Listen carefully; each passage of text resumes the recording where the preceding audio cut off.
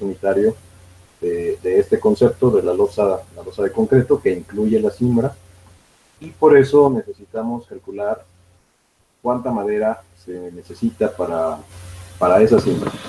Entonces, bueno, lo dejamos de tarea y pues vamos a ver quién hizo la tarea. A ver, Imanol Vargas. Sí, profe. ¿Qué encontraste de los incisos que dejamos ahí la tarea? Primero, ¿cuáles son las piezas de madera, de pino, en este caso, que comúnmente se usan para la cimbra de una losa? Pues yo encontré que se usaba duela de 1x4. Bueno, es que encontré los productos y ya más aparte como que la nomenclatura cambiaba ya así digamos le daban como otros nombres. ¿Ok? Por ejemplo, Seguramente, luego en el polín, no sé si el pie derecho o arrastres y todo eso, entonces cambiaba el nombre a cómo se compraba. ¿ok?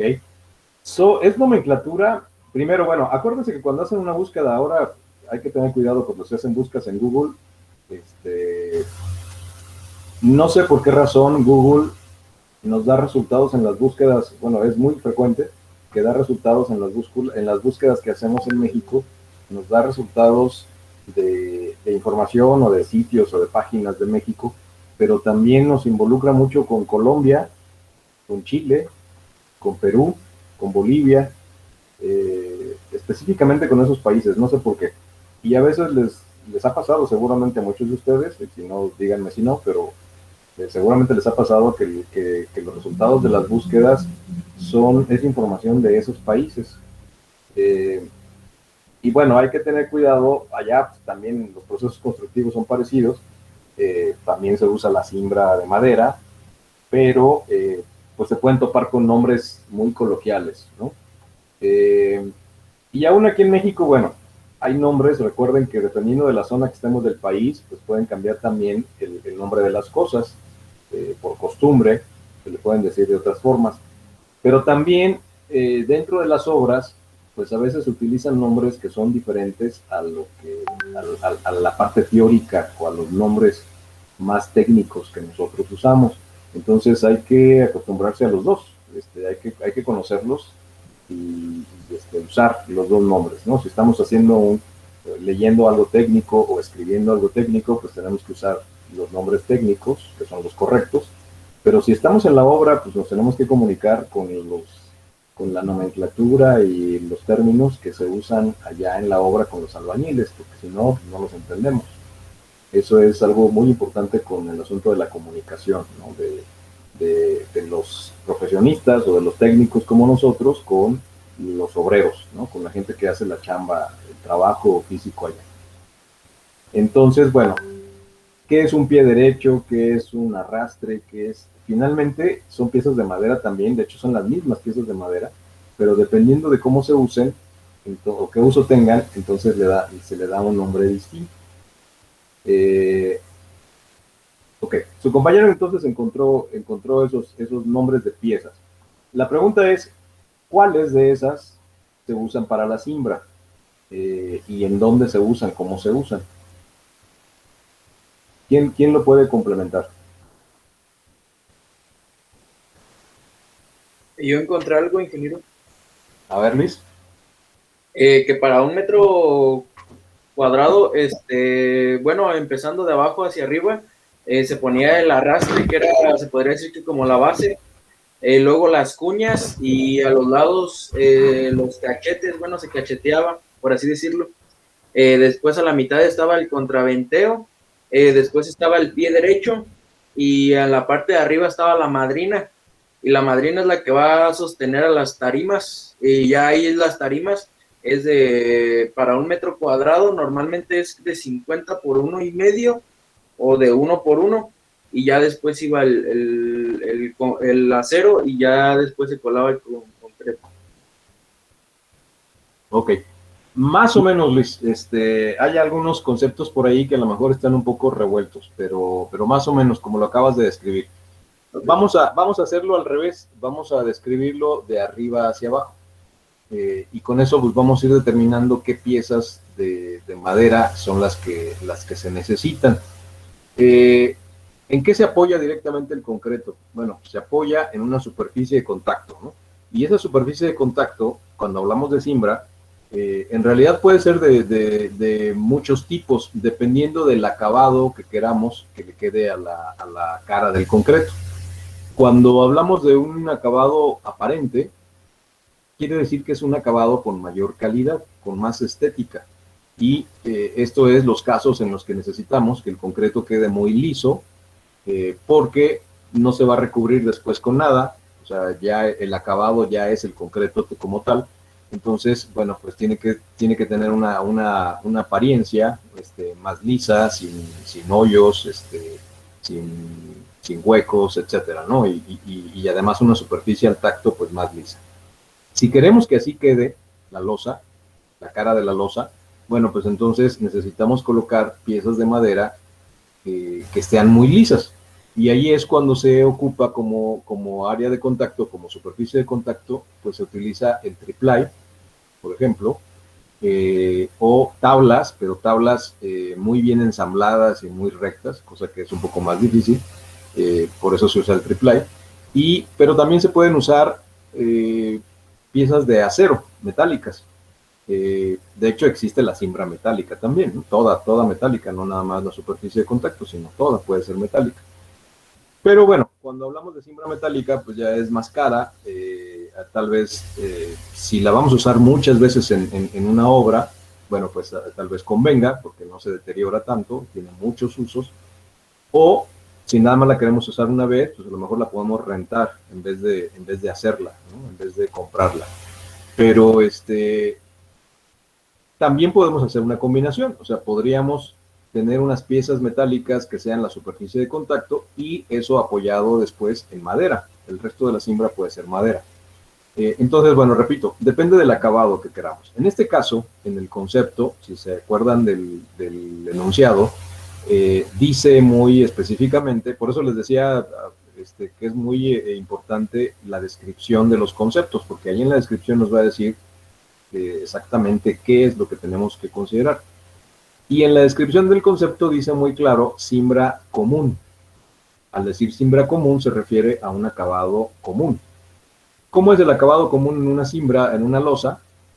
Bueno, pues que no va a ser un acabado aparente porque no importa cómo quede la superficie. Bueno, sí importa cómo quede, que debe quedar bien, pero me refiero a que no tiene que quedar muy estética ni muy lisa, porque esa superficie de la losa pues la vamos a recubrir con algo, ¿no? Le vamos a poner otro acabado, un repellado de mortero o un acabado con yeso o cualquier otro, ¿no? O a lo mejor le vamos a poner un falso plafón, en fin.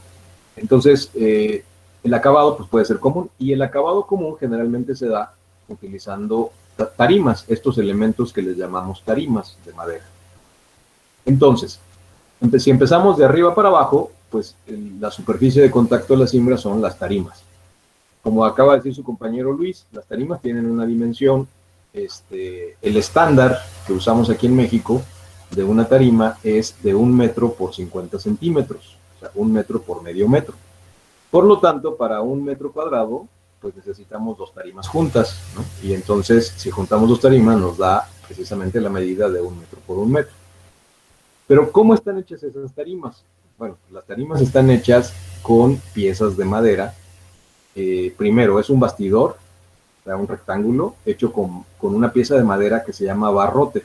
Seguramente, cuando investigaron las piezas de madera que existen, encontraron esa palabra, barrote. Y tienen una dimensión, esos barrotes de madera, generalmente son de 1 pulgada y media por 1 pulgada y media, o a veces de 2 por 2. Ese es el tamaño de la sección, ¿no? Y no son otra cosa más que una tira de madera que tiene ese tamaño, 4 por 4 centímetros o 5 por 5 centímetros. Bueno, entonces las tarimas están hechas con un rectángulo hecho con esos barrotes, llevan un refuerzo diagonal y luego encima están colocadas una serie de tiras de duela o de fajilla, que también se le llama así, que no son otra cosa más que unas tablitas de madera, ¿no? De media pulgada de espesor y de 10 centímetros de ancho. Y entonces esas tiras de madera van clavadas en ese rectángulo hecho con los barrotes, en ese bastidor, y entonces eso nos da una tarima. Así es como se fabrican. Generalmente las compramos ya hechas. Es un producto que nos pueden vender en las madererías o en los aserraderos. Ellos las hacen y obviamente, bueno, pues al vendérnoslas, nos están vendiendo la madera y nos están vendiendo la mano de obra, ¿no? Tienen una ganancia. Pero también las podemos hacer nosotros en obra. Podríamos comprar toda la madera necesaria para hacerlas y se podría poner a un grupo de personas a que se pongan a hacer tarimas, ¿no? Entonces, bueno, las tarimas están hechas con esas piezas de madera. Entonces, ahí ya estamos hablando de dos piezas de madera diferentes, barrotes y duelas o fajillas. Bueno, entonces, la superficie de contacto son las tarimas. Después de las tarimas, pues esas tarimas tienen que estar apoyadas sobre algo, ¿no?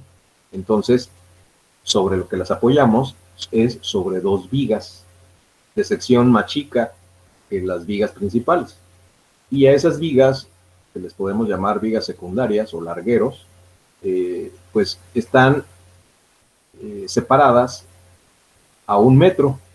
Esto es porque las tarimas pues tienen 1 metro, ¿no?, de tamaño. Entonces las tarimas tienen que estar apoyadas en un extremo y en el otro. Por lo tanto, esos largueros o esas vigas secundarias pues tienen que estar a una separación de 1 metro. Pero esas vigas secundarias, a su vez, tienen que estar apoyadas en otras vigas principales, que generalmente se les llama madrinas. Seguramente ese es otro término que también se encontraron. Vigas madrina. ¿A qué se refiere? Ese es el término coloquial, ¿no? Pero finalmente, ¿qué es? Bueno, pues son vigas principales. Sí, Wilfrido. Ingeniero, ¿puedo proyectar? Creo que lo que está comentando lo tengo en una imagen. Ah, perfecto. A ver.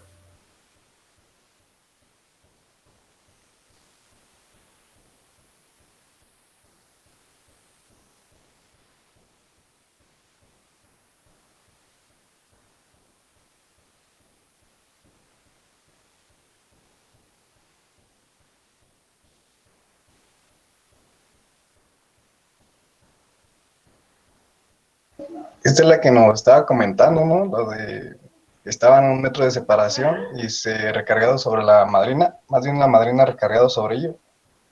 Es algo parecido, Wilfrido, nada más que aquí lo que tú estás proyectando, si te fijas la imagen de abajo, la que está en color café, pues más bien es como para la cimbra de una trave, de una viga. Pero sí, es algo muy parecido. Aquí nosotros estamos hablando de la cimbra, pero para una losa. Seguramente donde encontraste esta imagen, puedes encontrar otra para la losa. Y si no, déjenme yo proyectarles. A ver, si dejas de proyectar tú, puedo proyectarles yo. A ver, permítanme. Vamos a ver.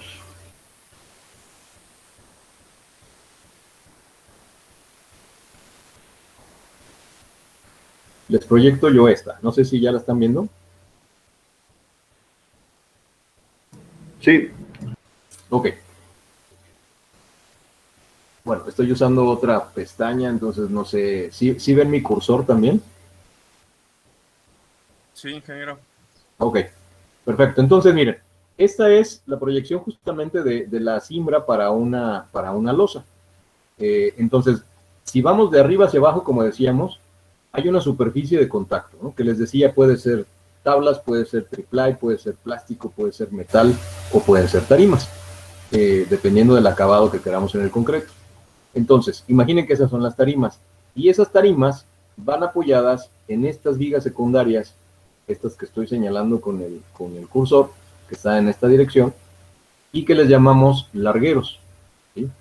Son vigas de madera, nada más que son de una sección un poco más chica que las vigas principales sobre las que se están apoyando a su vez esos largueros, que son estas, y que, si se fijan, aquí tienen nombre de madrinas, o vigas madrinas o vigas principales. Entonces, pues también son vigas de madera, nada más que son de sección un poco más grande, porque están soportando finalmente el peso de las secundarias, que a su vez soportan el peso de las tarimas y que a su vez pues, transmiten la carga del concreto. Después de las vigas madrinas, entonces, estas vigas madrinas están apoyadas en los puntales. Esos puntales, que ese es el nombre que les damos a las columnas de madera, porque finalmente son columnas de madera que se están comprimiendo con la carga. Esos puntales son los que nosotros los resolvemos casi siempre con una pieza de madera que le llamamos polines. Si ustedes van al aserradero o a la maderería y dicen, véndame unos puntales, les van a preguntar, ok, ¿de cuáles quieres? Porque tengo polines y tengo morillos. No sé si han escuchado ese término, morillos. ¿Qué es un morillo? Muchos de ustedes seguramente lo conocen.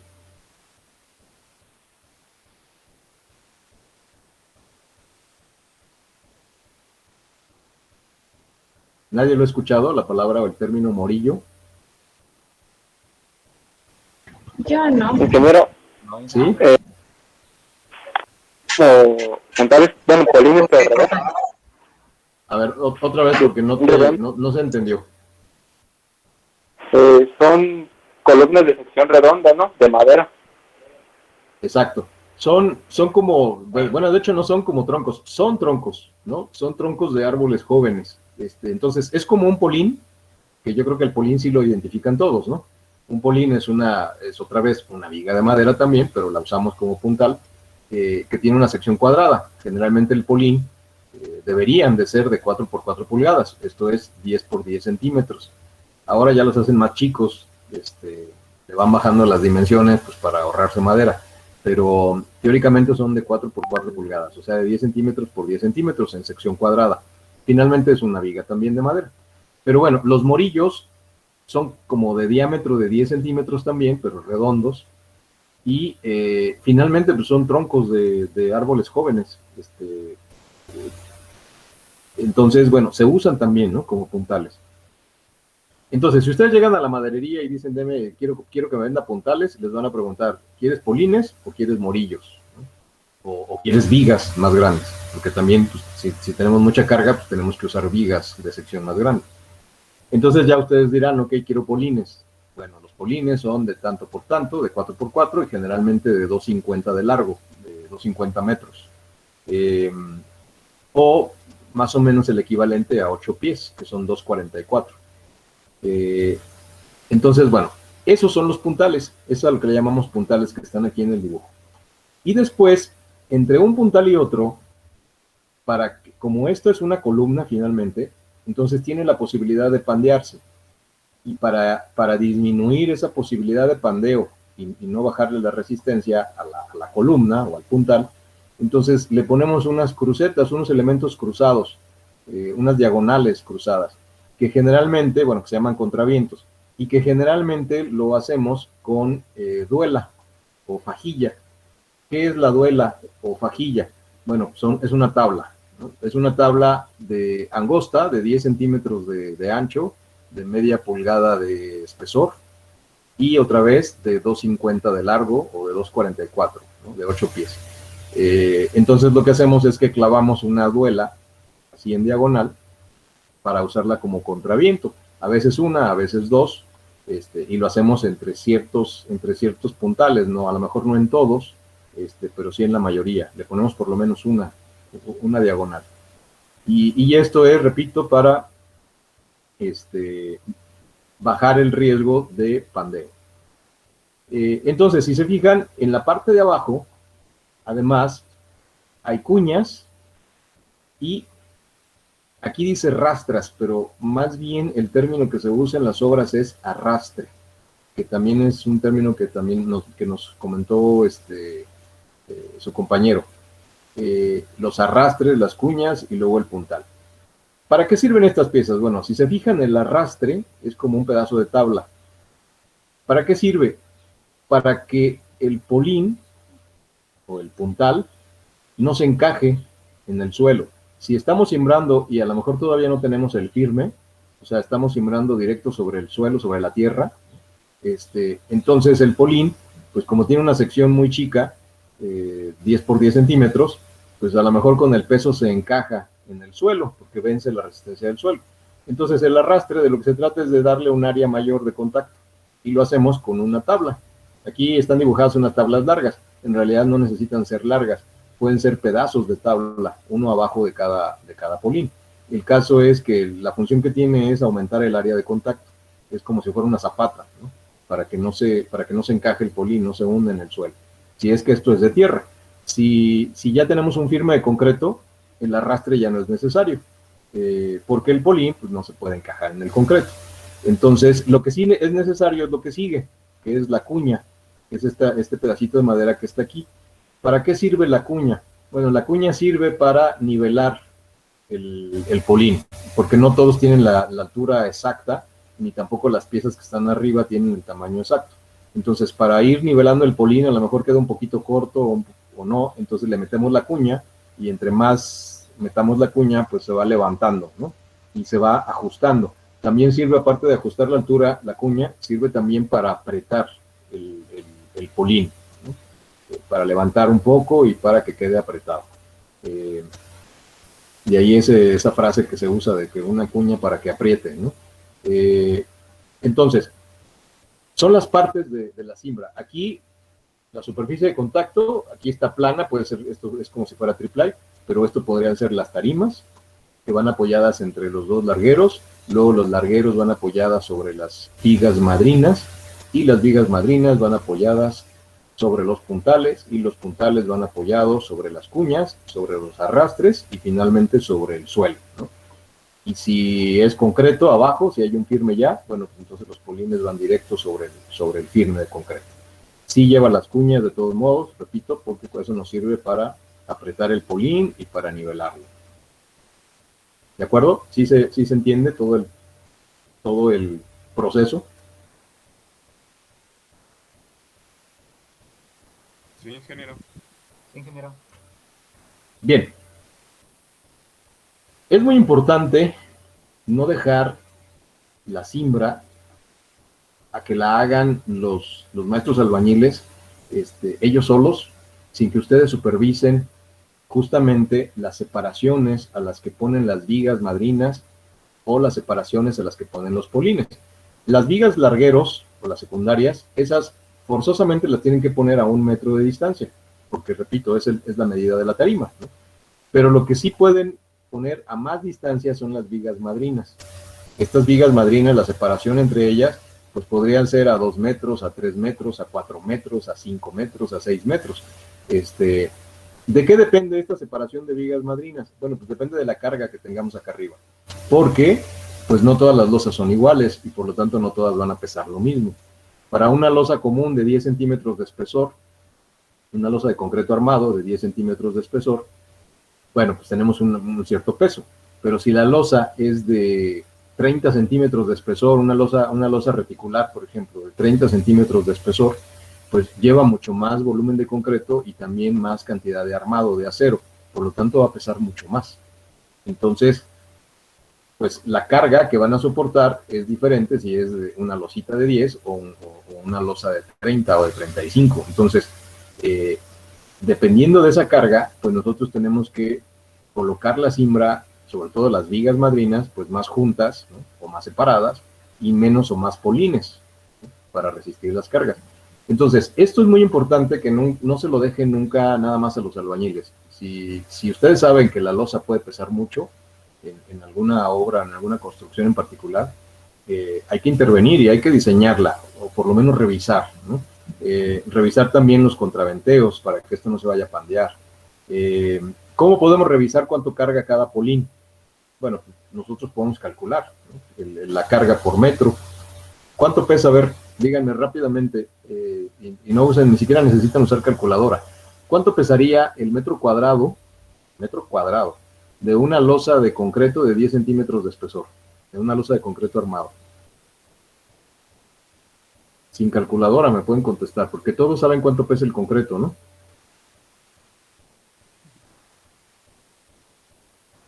Pues 240 kilos. Exacto. El concreto pesa 2.4 toneladas por metro cúbico, o 2.400 kilogramos por metro cúbico, Y si tenemos una losa de 10 centímetros nada más y de 1 metro por 1 metro, o sea, 1 metro cuadrado, pues pesa 240 kilos, ¿no?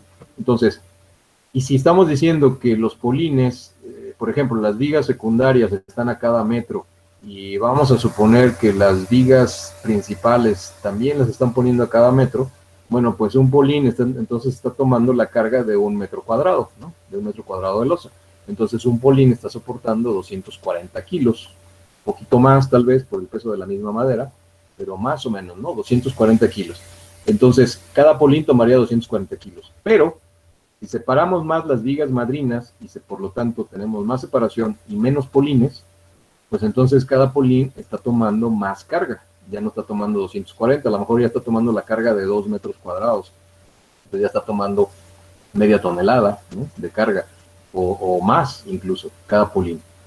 Y entonces ahí es donde están los riesgos, porque a lo mejor ya un polín no es capaz de soportar media tonelada de compresión. No tanto por el esfuerzo de compresión de resistencia de la madera, sino por la altura del polín. Recuerden que la altura tiene que ver con la relación de esbeltez en una columna, y entre más esbelta sea una columna, menos carga puede soportar, porque llega a un punto en que se pandea. Entonces, ahí es donde entra lo peligroso. Seguramente todos han visto videos en las redes, y en particular hay uno que han posteado mucho últimamente, de una viga que la están colando, de una losa que la están colando y se derrumba. Y se quedan los trabajadores ahí colgando del armado, los que tienen suerte se alcanzan a agarrar y se quedan colgados del armado. Bueno, es una cimbra que falló, ¿no? Cuando ya se estaba colando, que le estaban poniendo la carga del concreto fresco, pues no soportó la carga y falló. ¿Por qué falló? Pues seguramente porque la cimbra, pues separaron mucho los elementos, pusieron muy pocos polines, etcétera, o incluso mal puestos, y pues no soportó la carga. Entonces pueden suceder, y ha sucedido muchas veces, lo que pasa es que no nos damos cuenta, pero hay muchas obras en las que la cimbra les ha fallado y se les ha venido abajo cuando están colando. Lo peligroso, pues no nada más es el daño económico, porque pues todo el concreto fresco ya no se puede volver a usar. El armado a lo mejor no le pasa nada, lo podemos volver a utilizar, pero al concreto ya no. Pero no nada más es la pérdida económica del concreto y de la madera, sino que pues puede morirse alguien, ¿no? Ahí, por lo menos resultar muy lesionado. Entonces, el asunto de las cimbras, pues hay que tener mucho cuidado. Si sabemos que tenemos cargas grandes y claros grandes, etcétera, bueno, pues hay que revisar, alturas grandes también, pues hay que revisar, darle una revisadita, porque eso los albañiles pues no lo saben hacer, o sea, ellos no entienden de esbeltez, no entienden de resistencia de materiales, en fin. Entonces, pues ellos nada más lo hacen como lo han venido haciendo en las obras, pero no siempre todas las obras son iguales. Entonces, pues no se puede siempre repetir lo mismo, ¿no? Entonces, bueno, ahí es donde entra lo técnico, ¿sí? Y pues para eso estamos los ingenieros, para estar al pendiente de eso y revisar. Y podemos hacer cálculos muy sencillos y muy rápidos. No tenemos que ser estructuristas, ¿no? Con lo que sabemos de resistencia de materiales y lo que sabemos de estructuras, aunque no se dediquen a eso, pueden calcular, revisar rápidamente y decidir, tomar decisiones. Decirle, a ver, maestro, me puso esta viga principal y hasta acá me puso esta otra, quiero que ponga otra en medio, ¿no? Y por lo tanto, pues otra fila de polines, ¿no? Porque pues esto está muy separado y las vigas secundarias pues, no van a soportar, estarían apoyadas desde aquí hasta acá, entonces no van a soportar la carga. Otra cosa que puede pasar con las cimbras, de todos los elementos, no nada más de las losas, a lo mejor de que no se caiga, pero sí se deforme. Y si se les deforma la cimbra en un colado, pues la losa va a quedar deformada. Entonces, cuando descimbren, la losa va a quedar con una deformación, con una panza, ¿no? Entonces, va a parecer que la losa está fallando, pero no. Lo que sucedió es que el molde, que es la cimbra, pues fue el que se deformó, y entonces el concreto pues tomó la forma de esa deformación, y entonces les puede quedar una viga, o una columna, o una losa, les puede quedar deformada, y no necesariamente porque no vaya a resistir, sino que pues, quedó deformada porque así quedó la forma, ¿no? Entonces hay que tener cuidado también eso con las cimbras. Acuérdense que es muy catastrófico que cuelen, por ejemplo, una columna de 3 metros de altura y que la cimbra se abra y que entonces la columna quede como una panza, ¿no?, de un lado, o que la cimbra se incline y entonces la columna quede desplomada, inclinada. Esa columna no sirve. La van a tener que descimbrar y la van a tener que demoler. Y el costo económico de eso pues, puede ser muy alto, ¿no? Si estamos hablando de una columna de una sección grande con un armado importante, no puede estar desplomada. Porque imaginen que es la columna apenas del inicio de un edificio de 20 pisos, pues no puede tener desplome, ¿no? Nada, el desplome ahí es importantísimo que no ocurra. En fin, entonces, y eso todo puede ser resultado de una cimbra mal ejecutada, ¿no? Que no revisó nadie y que se la dejaron a los maestros. Ahora, los que hacen la cimbra en las obras grandes, no en las casitas y eso, sino en las obras ya grandes, pues son trabajadores más especializados en ello. De hecho, les llamamos carpinteros de obra, ¿no? Porque están especializados en la carpintería de obra y son muy buenos para hacer las cimbras. Sin embargo, también, aunque sean buenos y tengan experiencia, pues es muy probable que no sepan calcular. Entonces, de todos modos, cuando veamos que hay necesidad de calcularla, la tenemos que calcular, ¿no?, la cimbra. ¿De acuerdo? Bueno, ¿qué sigue entonces? Tenemos identificadas las piezas. Bueno, pues entonces, para llegar a la cantidad que finalmente necesitamos para llenar la tablita que estamos haciendo, pues recuerden que nosotros la necesitamos hacer, esa cantidad la necesitamos convertir a pie tablón. Entonces, decíamos, ¿qué es un pie tablón? Bueno, pues es un pie por una pulgada de espesor. Y finalmente es una unidad de volumen. La madera, cuando la compramos en cantidades grandes, nos la venden en volumen y la unidad de volumen es el pie tablón. Ese es el precio que nos dan por pie tablón. Entonces, todo nuestro volumen de madera lo necesitamos convertir a pie tablón, a esa unidad. Hay un par de formulitas muy sencillas que nos ayudan con esto.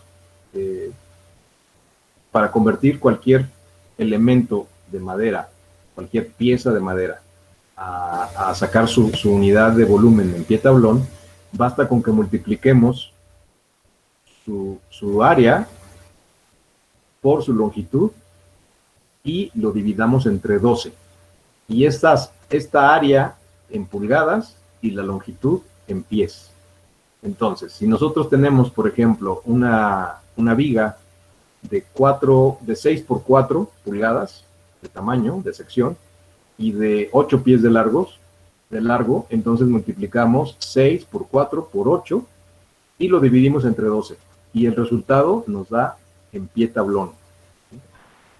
Si la longitud la tenemos en metros, que eso es algo común en México, la sección la tenemos en pulgadas o la medimos en pulgadas, pero la longitud la medimos en metros, entonces la multiplicación es lado por lado, o sea, 6 por 4 en pulgadas, luego por la longitud en metros, y lo dividimos entre una constante, ya no es 12, ahora es 3.657 o 3.657, y el resultado nos da en pie tablón. Les voy a compartir estas formulitas de las que estoy hablando, que seguramente muchos de ustedes las encontraron.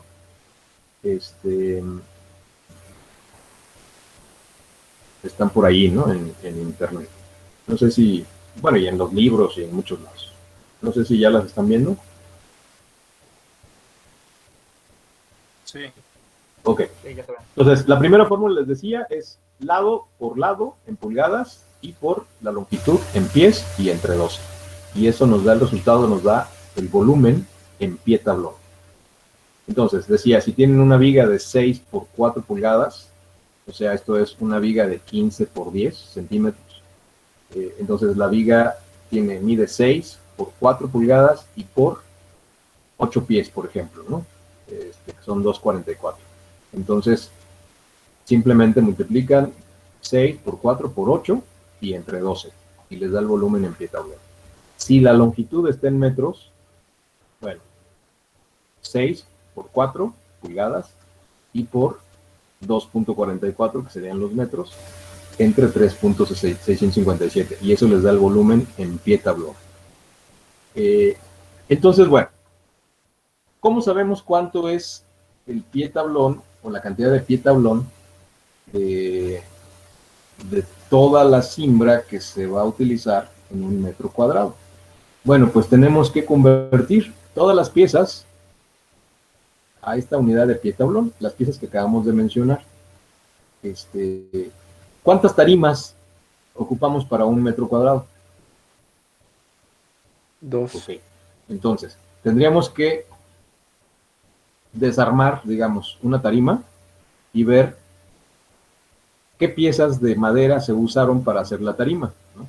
Entonces, usamos 4 barrotes que tienen una sección de 2 pulgadas por 2 pulgadas y por 1 metro. Bueno, usamos 2 barrotes que tienen una sección de 2 por 2 pulgadas y 1 metro de largo. Y esos son 2 piezas. Entonces, usando la formulita, podemos multiplicar 2 por 2 por 1 metro y entre 3.657. Y eso nos da el volumen en pie tablón de esas 2 piezas. Luego usamos otras 2 piezas que miden 50 centímetros, otros 2 barrotes. Entonces, lo mismo, ¿no?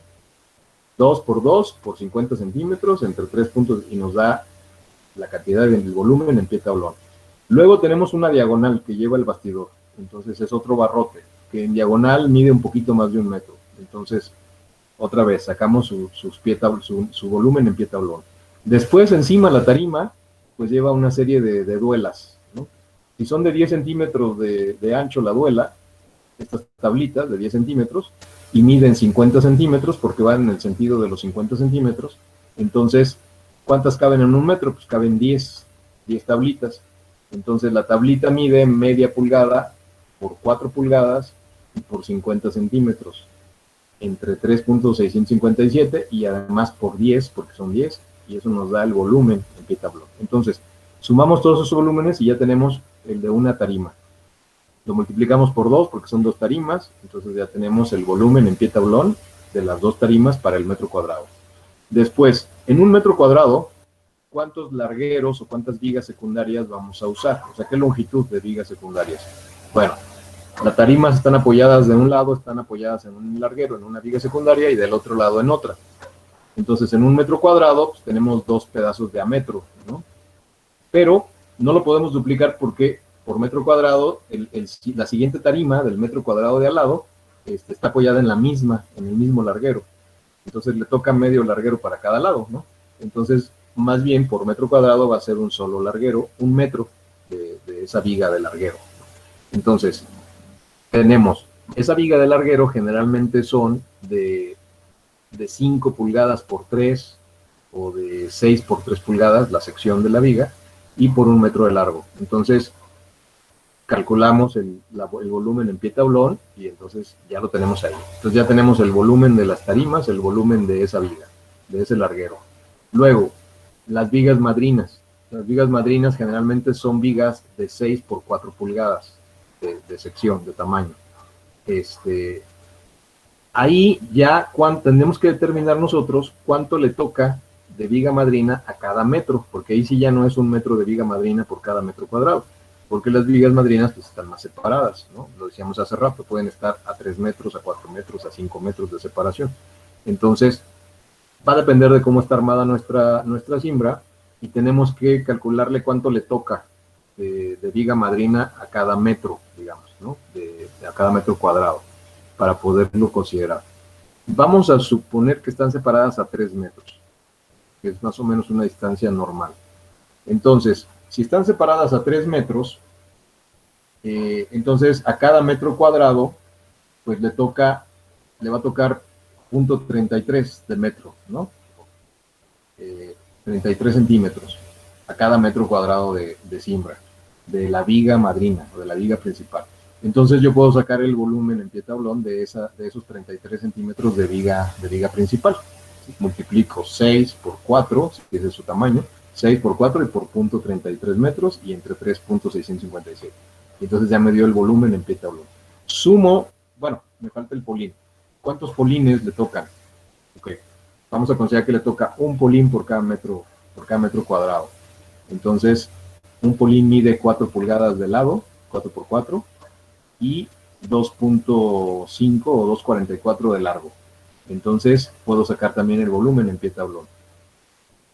Y sumando todos esos volúmenes, es la cantidad que tengo que poner aquí, en mi tabla. Madera de pino en pie tablón por metro cuadrado de cimbra, o metro cuadrado de losa. Entonces, eso es lo que tengo que hacer. Bueno, lo dejamos de tarea, traten de hacerlo, búsquenlo también para que vean en análisis de precios unitarios ya hechos de una cimbra, de una losa. Traten de ustedes de calcularlo y búsquenlo para que lo comparen, a ver qué cantidades se encuentran en otros análisis ya hechos. Pero de preferencia háganlo porque les va a tocar. Si no lo practican ahorita, después van a sufrir porque les va a costar trabajo. Hagan estas conversiones, sumen la cantidad de pie tablón y en la siguiente clase me dicen qué cantidades le salieron. Después ya le ponemos precio por pie tablón y entonces ya tenemos el importe de la madera de la cimbra. Después nos faltaría cuánto diésel por metro cuadrado, eso está muy fácil, cuántos litros de diésel para mojar las tarimas, en este caso son las puras tarimas las que mojaríamos de diésel, porque es lo que para que no se le pegue el concreto de la losa, y cuántos clavos. Esto también está bastante sencillo porque lo que hacemos no es contar los clavos que se lleva cada metro cuadrado de cimbra, sacamos un aproximado, que casi siempre está relacionado con la cantidad de madera, así como el alambre. Se acordarán que el alambre recocido lo hicimos con un porcentaje dependiendo de la cantidad de acero de refuerzo, pues también los clavos, ¿no? Es como un porcentaje o una fracción de la cantidad de madera que se usa. Y considerando un desperdicio, porque ya lo habíamos comentado, los clavos son una de las cosas que más desperdician. Y entonces esas dos cantidades, el diésel y los clavos, son más sencillas. La madera, bueno, pues esa sí la podemos calcular con un poco más precisión. Y es importante calcularla porque la madera es bastante cara, ¿no? Y es una de las cosas que más se desperdician en las obras.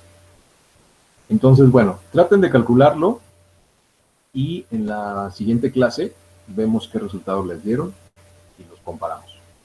¿De acuerdo?